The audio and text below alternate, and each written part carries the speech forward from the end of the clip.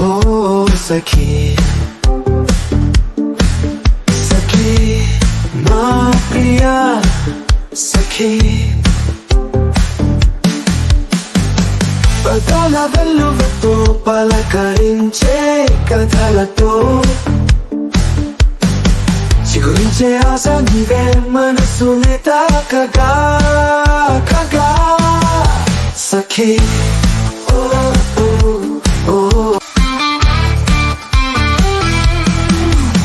కష్టంలో ఉన్న భారంగా ఉన్న సౌఖ్యంగా ఉన్న ఈ స్నేహం లేకున్నా నువ్వేగా నా తోడుగా సఖీ ఓ ఓ ఓ సఖీ సఖీ నా ప్రియా సఖీ. ప్రేమించే మనస్సులో బాధించే బంధమో తెలియలేదుగా కొంచెం ఇష్టం కొంచెం కష్టం.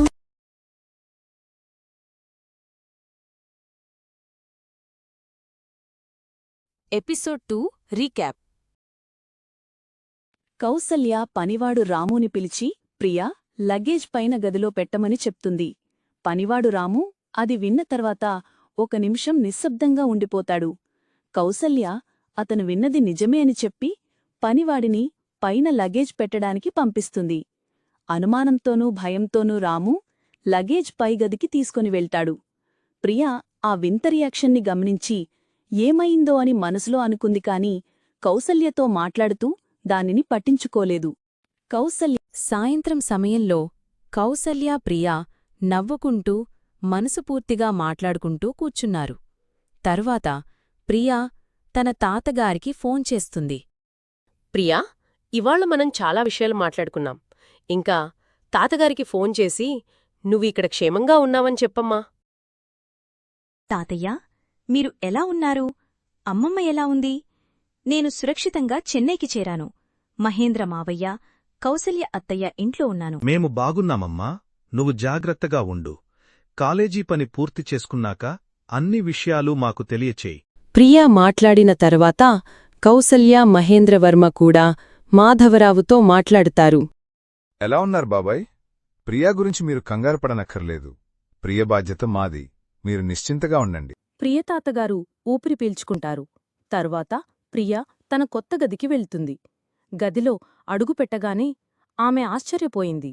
గది చాలా పెద్దది, అందంగా ఉంది. కాని అంత పెద్ద మ్యాన్షన్, ఈ పెద్ద గది, నిశ్శబ్దంగా ఉన్న మిగతా గదులు ఆమెలో ఒక తెలియని భయాంగి పుట్టించాయి. ఆ భావనను దూరం చేసుకుంటూ ప్రియ ఫ్రెష్ అయ్యి డిన్నర్ కోసం కిందకి వస్తుంది. భోజనం తర్వాత ప్రియా, మహేంద్ర, కౌసల్య మాట్లాడుకుంటున్నారు. ప్రియా, నీకు చిన్నప్పటి విషయాలు ఏమైనా గుర్తున్నాయా? ప్రియా నవ్వుతూ ఇలా అంది. ఒకసారి మీరు నాకు ఒక ఎస్సే రాయమని ఇచ్చారు. అప్పుడు మీరు నన్ను మెచ్చుకున్నారు. అది నాకు ఇప్పటికీ గుర్తుంది. అప్పుడు కౌసల్యలా అడిగింది. ప్రియా, నీకు ఉదయ్, రోహన్ గుర్తున్నారా? ప్రియా క్షణం ఆలోచించి కొంచెం గుర్తుంది, కాని క్లియర్గా కాదు. అదే సమయంలో మరోచోట ఉదయ్ వర్మ తన అమ్మమ్మ హెల్త్ కోసం బెస్ట్ డాక్టర్స్తో మాట్లాడతాడు. The great business king Uday Varma హాస్పిటల్స్లోని డాక్టర్స్నే కంగారు పెట్టేస్తాడు. డాక్టర్స్ దగ్గరుండి అమ్మమ్మ హెల్త్ కండిషన్ని మానిటర్ చేస్తుంటాడు. డాక్టర్, అమ్మమ్మ హెల్త్ కండిషన్ ఎలా ఉంది? సార్, అది వచ్చింది మైల్డ్ హార్ట్ అటాక్. ప్రెజెంట్ ఏమీ ప్రాబ్లం లేదు సార్. కొన్ని రోజులు అబ్జర్వేషన్లో ఉంచుదాం. అమ్మమ్మా, మీకు ఇప్పుడు ఎలా ఉంది? మీరు మమ్మల్ని చాలా కంగారు పెట్టేశారు. బాగానే ఉంది బాబూ. అయినా నీ పెళ్లి చూడకుండా నాకేమీ అవ్వదులే. ఉదయ్ నవ్వి తలూపాడు. ఆమె ఆరోగ్యం మెరుగవుతుందన్న ఆనందం అతని ముఖంలో కనిపించింది. రాము, నీ నిర్లక్ష్యం వల్ల ఫిష్ పాండ్లో చాలా ఫిషెస్ చనిపోతున్నాయి. ఈ విషయం ఉదయ్కి తెలిస్తే నిన్ను క్షమించడు. ఉదయ్ పేరు వినగానే రాము ముఖం తెల్లగా పాలిపోతుంది. భయంతో అతనికి చెమటలు పడతాయి. తరువాతి రోజు మహేంద్ర చేతిలో పెంపుడు కుక్క విక్కిను పట్టుకుని వచ్చాడు. కౌసల్య విక్కీ ఏమి తినట్లేదు. వీడు ఉదయ్ కోసం బెంగపెట్టుకున్నాడు. వీడిని డాక్టర్ దగ్గరికి తీసుకెళ్లడం మంచిది. ఇది మీరు ఎప్పుడో చేసి ఉండాల్సింది. ఉదయ్ వస్తే వీడిని ఇలా చూసి చాలా బాధపడతాడు. ప్రియా ఇదంతా శాంతంగా గమనించింది. ఉదయ్ పేరు వినగానే అందరిలో కలిగే భయాన్ని చూసి ఆశ్చర్యపోయింది. మరికొన్ని రోజుల్లో ఉదయ్ రాబోతున్నాడు. తను రాకముందే ఇంట్లో అన్నీ పర్ఫెక్ట్గా ఉండాలి. అది వినగానే ప్రియగుండె ఒక్కసారిగా ఆగినట్టు అయ్యింది. ఉదయ్ రాబోతున్నాడా? ఏదో తెలియని అల్లకల్లోలం ఆమె మనసులో మొదలయ్యింది. ఉదయ్ రాకతో ఏదో మారుతుందన్న అనుభూతి ఆమె మనసులో మాటగా మిగిలింది. మ్యాన్షన్లో ప్రియ కొంచెం భయంగా ఉన్నప్పటికీ అందరితో కలిసిపోతుంది. తనకి ప్రతిరోజూ ఉదయం దేవుడి పూజతో మొదలవుతుంది. ఇంట్లో ఎందరు పనివాళ్లున్నప్పటికీ కౌసల్యకు సహాయం చేస్తూ ఉండేది. ఆమె నమ్రత, మంచితనం చూసి మహేంద్ర, కౌసల్య ఇద్దరూ ఎంతో మెచ్చుకునేవారు. మ్యాన్షన్లో సాయంత్రం కౌసల్య సోఫాలో కూర్చుని లోతైన ఆలోచనలో మునిగిపోయింది. ఆమె మనసు పదే పదే ఆమె పెద్ద కొడుకు ఉదయ్ని గుర్తుచేసుకుంటుంది. వర్మ కుటుంబం పెద్దది. మహేంద్రకు ఇద్దరు సోదరులు ఉన్నా మహేంద్ర కొడుకుగా ఉదయ్ కుటుంబ పేరును ఇంకా పెంచాడు. చిన్న వయసులోనే ఎంతో కష్టపడి ఈ స్థాయికి వచ్చాడు. వర్మ ఫ్యామిలీకి అసలైన వారసుడుగా నిలబడ్డాడు. కాని స్థానం అందరికీ నచ్చదు. కన్ను వేసేవాళ్లు ఉన్నారు. అతడు తప్పిపోతే అవకాశాన్ని అందుకుంటామని భావించేవారు ఉన్నారు. ఈ ఆలోచనలతో ఉన్న కౌసల్యను ప్రియ దగ్గరగా వచ్చి అత్తంబా అని పిలవగా తేరుకుంది. మహేంద్రకు ఉదయ్ గురించిన వార్తలు వచ్చాయి. బయట ఎదురైన సమస్యలు ఉదయ్ ఎంత తెలివిగా పరిష్కరించాడో తెలుసుకున్నాడు. అమ్మమ్మ ఆరోగ్యం కోసం ఊరు వెళ్లాడని కూడా తెలిసింది. తన కొడుకు మీద గర్వం కలిగింది. కాని కౌసల్య ఆందోళన పడకూడదు అని చెప్పలేదు. అదే రోజు మహేంద్ర బోర్డ్ మీటింగ్కి వెళ్లవలసి వచ్చింది. ప్రియా, నేను ఒక ఇంపార్టెంట్ ఫ్యామిలీ ఫంక్షన్కి వెళ్ళాలి. నువ్వు కూడా వస్తే ఇద్దరం కలిసి వెళ్ళొచ్చు.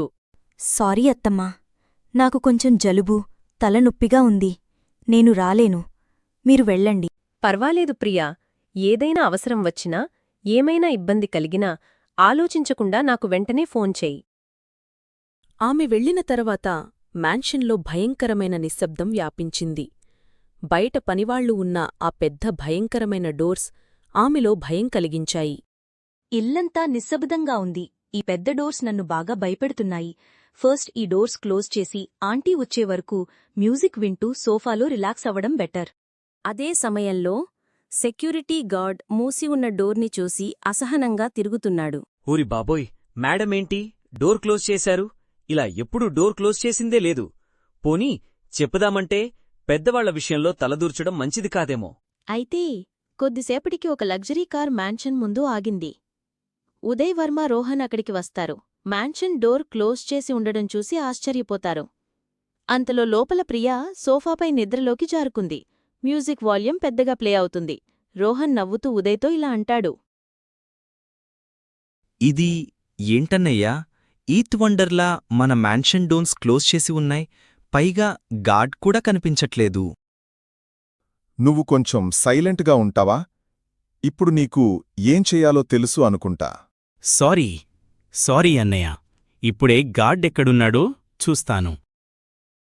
ఉదయ్ డోరు ముందే చాలా కోపంగా నించుంటాడు. కోపంతో అతని కళ్ళు ఎర్రగా మారాయి. గాడ్కు ఉదయ్ని చూడగానే గుండె ఆగిపోయినంత పనయింది. వెంటనే పరిగెత్తుకుంటూ, సార్ సారీ సార్. ఇప్పుడే నేను వేరే వైపు నుంచి వెళ్ళి దీన్ని ఫిక్స్ చేస్తాను సార్. గాడు వేరే వైపుకి హడావిడిగా వెళ్తాడు. కోపంలో ఉన్న ఉదయ్ ఇప్పుడు ఏం చేస్తాడు? ప్రియ ఎలాంటి పరిస్థితులు ఎదుర్కోబోతుంది? ప్రశాంతంగా నిద్రపోయే ప్రియాకు రాబోయే ఆపద తెలియనుందా? ఇది తెలియాలంటే చూస్తూనే ఉండండి బీస్ట్ లవ్. Beast love. కొంచెం ఇష్టం, కొంచెం కష్టం.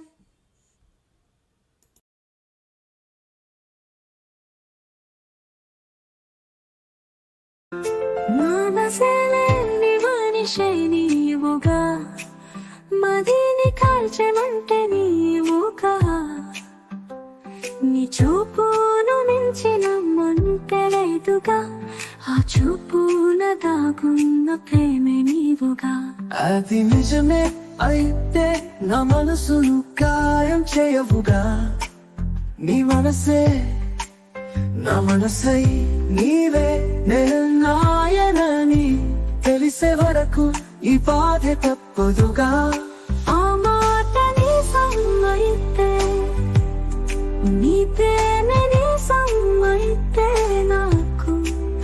నాకు ఈ బాధ లేదుగా ప్రేమించే మనస్సులో బాధించే బంధమో తెలియలేదుగా కొంచెం ఇష్టం కొంచెం కష్టం కొంచెం ఇష్టం కొంచెం కష్టం